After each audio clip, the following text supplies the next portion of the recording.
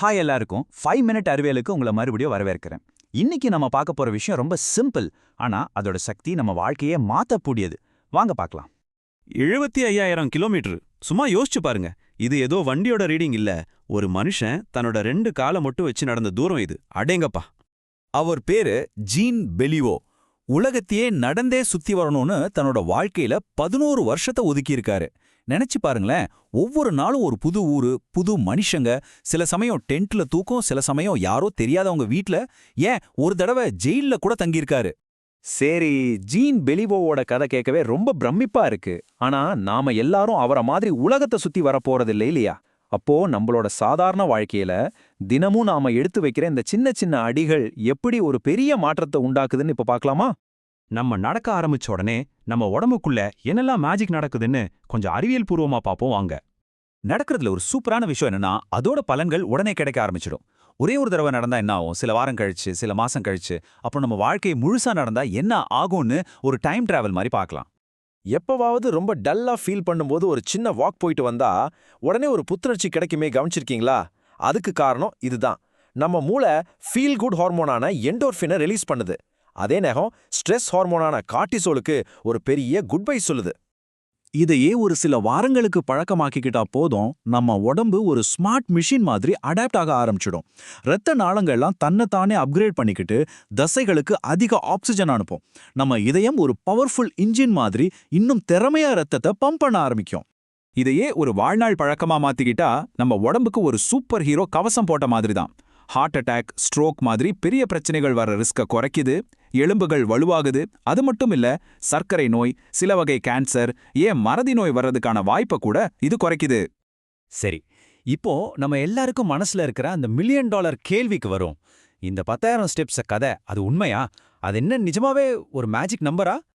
ஆமா, நம்ம ஸ்மார்ட் வாட்ச்ல தினமும் நம்மள ஒரு வழியா பார்க்க வைக்கிற நம்பர் இதுதான். ஆனா உண்மையிலே இதுதான் நம்ம இலக்கா இருக்கணுமா? இங்கதான் ஒரு சூப்பரான நியூஸ் இருக்கு. நீங்க தினமும் 10,000 ஸ்டெப்ஸ் நடந்தே ஆகணும்னு எந்த கட்டாயமும் இல்ல. முக்கியமான விஷயம் என்னன்னா, நேத்தைய விட இன்னைக்கு கொஞ்சம் அதிகமா நடக்கிறது தான். நீங்க எடுத்து வைக்கிற ஒவ்வொரு சின்ன அடியும் உங்க உடம்புக்கு ஒரு பரிசு மாதிரி. அதனால தான் நடக்கிறது ஒரு அல்டிமேட் உடற்பயிற்சின்னு சொல்றோம். இதுக்கு ஜிம் தேவையில்ல, விலை உயர்ந்த உபகரணங்களும் தேவையில்ல. நீங்க யாரா இருந்தாலும் எங்க இருந்தாலும் உடனே ஆரம்பிக்கலாம், அவ்வளவுதான். சரி, இப்போ நம்ம உடம்ப விட்டு கொஞ்சம் வெளியே வந்து நம்மளை சுத்தி இருக்கிற உலகத்தை ஒரு பார்வை பார்க்கலாம். நாம வாழ்ற தெருக்களும் நகரங்களும் நம்மள நடக்க வைக்கிதா இல்லையாங்கிறது எவ்வளோ பெரிய தாக்கத்தை ஏற்படுத்துதுன்னு பார்ப்போம். ஹாங்காங்ல நடந்த ஒரு ஆய்வுல ஒரு ஆச்சரியமான விஷயம் தெரிய வந்திருக்கு. நடக்கிறதுக்கு ரொம்ப வசதியா இருக்கிற பகுதிகளில் வாழ்ற வயசானவங்க தனிமையா உணர்றது ரொம்பவே குறைவான். அவங்களோட வாழ்க்கை திருப்தியும் அதிகமா இருக்கான். பாத்தீங்களா, இது வெறும் உடற்பயிற்சி இல்ல, இது மனசுக்கான மருந்து. யோசிச்சு பாருங்க, சில நகரங்கள் கார்களுக்காகவே கட்டப்பட்டிருக்கும், பெரிய பெரிய சாலைகள், பார்க்கிங் இடங்கள்னு. ஆனா சில நகரங்கள் நமக்காக, அதாவது மனிதர்களுக்காக கட்டப்பட்டிருக்கும், அழகான நடைபாதைகள், பூங்காக்கள்னு.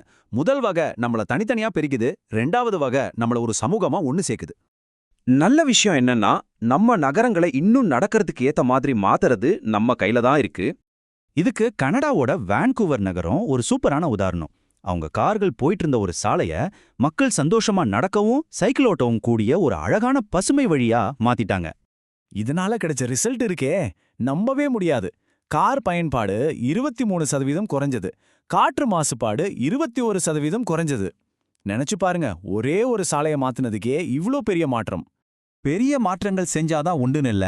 அமெரிக்காவில் சில சின்ன ஊர்கள்ல கிராஸ்வாக்குக்கு வெறும் பெயிண்ட் அடிச்சது, நடைபாதையை கொஞ்சம் அகலப்படுத்துனது மாதிரியான சிம்பிளான விஷயங்களை செஞ்சே அவங்க ஊரை நடக்கிறதுக்கு ரொம்பவே பாதுகாப்பான இடமா மாத்திட்டாங்க.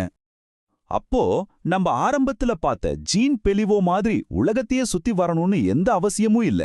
நாம நம்ம தெருவில் எடுத்து வைக்கிற ஒவ்வொரு சின்ன அடியும் நம்ம உடம்புலையும் சரி, நம்ம சமுதாயத்திலையும் சரி, ஒரு பெரிய மாற்றத்தை உருவாக்க சக்தி வாய்ந்தது.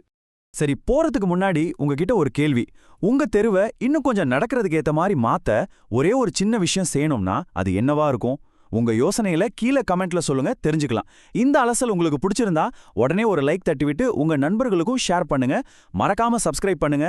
நாளைக்கு இதே நேரத்துல இதே மாதிரி ஒரு சூப்பரான விஷயத்தோட சந்திப்போம்.